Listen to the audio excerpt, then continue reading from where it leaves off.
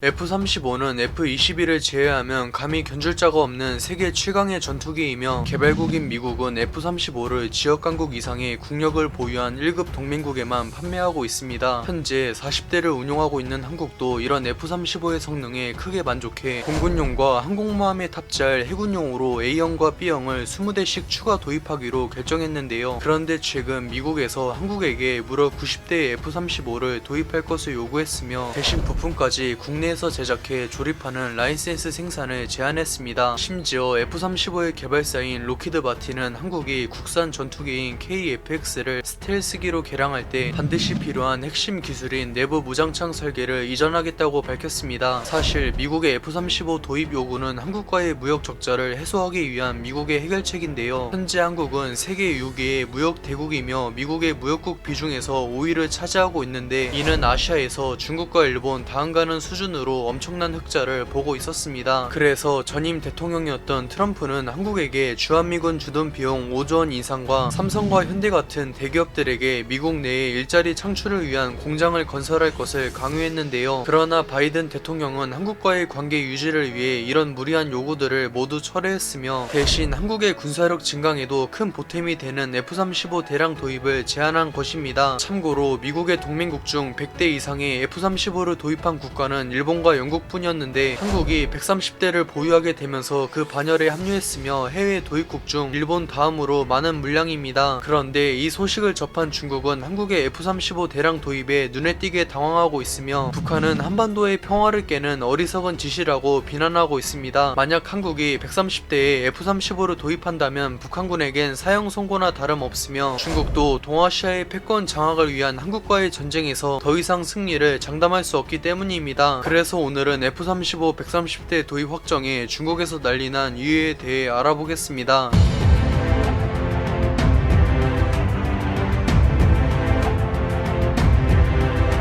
현대전에서 공군은 전쟁의 승패를 결정짓는 매우 중요한 병과이며 그런 공군의 핵심인 스텔스기는 전쟁의 판도를 결정짓는 전략 무기인데요. 한국 공군은 세계 8위의 전력을 보유했으며 아시아에서도 5손가락 안에 꼽히지만 북한은 500대의 전투기 중 운용이 가능한 기체가 200대도 되지 않으며 시간이 지날수록 오히려 쇠퇴하고 있습니다. 현재 평양 방위 임무를 담당하는 북한의 최신 전투기 미그-29는 F-35는커녕 KF-16에게도 한참 열세이며 북한 공군의 주력인 미그-21이나 미그-23은 생산된 지 60년이 넘어 전투는커녕 비행이 가능할지도 의문입니다. 1980년대부터 중국은 북한에게 모든 비행장을 휴전선 근처에 건설할 것을 지시했으며 평양을 담당하는 미그-29 40대를 제외한 북한 공군의 모든 전력이 휴전선에 배치되었는데요. 유사시 북한 공군은 육군과의 합동 작전으로 휴전선의 전투기들을 한꺼번에 출격시켜 한국의 수도인 서울이나 원자력 발전소 같은 주요 시설에 자폭 공격을 감행합니다. 그와 동시에 북한 육군이 4000대의 전차가 주축이 되는 기갑 사단으로 휴전선을 돌파한 뒤 한국군이 혼란스러운 틈을 타 신속하게 서울을 점령한다는 것이 북한 육군과 공군의 연계 작전입니다. 그러나 한국이 무려 130대의 F-35를 보유하게 되면서 북한의 유일한 희망이었던 육군과 공군의 계획은 완전히 무용지물이 되었습니다. 현존 최강의 전투기인 F-35는 4발의 공대공 미사일을 탑재할 수 있기 때문에 한 번에 520대의 전투기를 제압할 수 있으며 고작 200~300대에 불과한 북한 공군의 물량 공세는 가소로울 뿐인데요. 오히려 F-35를 내세운 한국 공군이 늦어도 하루 안에 한반도 전역의 제공권을 장악하고 북한군의 방공망을 제압한 뒤 평양 불바다를 실현할 가능성이 매우 높습니다. 무엇보다 동아시아의 패권 장악을 위해 한국과의 전쟁도 불사하겠다고 언급한 중국은 한국이 코웃음 치며 130대의 F-35를 보유하게 되자 망연자실하고 있는데요. 애초에 중국 공군은 두세 배에 달하는 압도적인 물량을 내세워 빠르게 한반도의 제공권을 장악하고 세계 3위의 전력을 보유한 한국 육군과 맞서는 자국의 육군을 지원하는 역할입니다. 그러나 중국 공군의 주력을 담당하는 제-10과 제-11은 성능에서 평범한 4세대 전투기에 불과하며 당연히 F-21을 제외하면 세계 최강의 전투기인 F-35에겐 압도적으로 열세입니다. 그런데 중국 공군은 130대의 F-35를 상대하기 위해선 전력의 절반인 600대 이상을 투입해야 하는데 여기 여기에 한국 공군의 다른 전투기들까지 합류하면 중국의 제공권 장악은 꿈도 꿀 수 없습니다. 애초에 중국 공군은 영토가 넓고 주변국과 사이가 안 좋아서 전력을 전부 동원할 수 없는데 한국을 상대로 총력전을 각오해야 한다는 것 자체가 이미 전쟁에서 진 것이나 다름없습니다. 심지어 중국 공군의 최강의 전투기인 제20은 5세대 전투기에서도 최약체로 평가받으며 중국의 경제 위기 때문에 100대 이상은 양산할 수 없어 물량에서도 F-35에게 열세입니다. 오히려 한국에서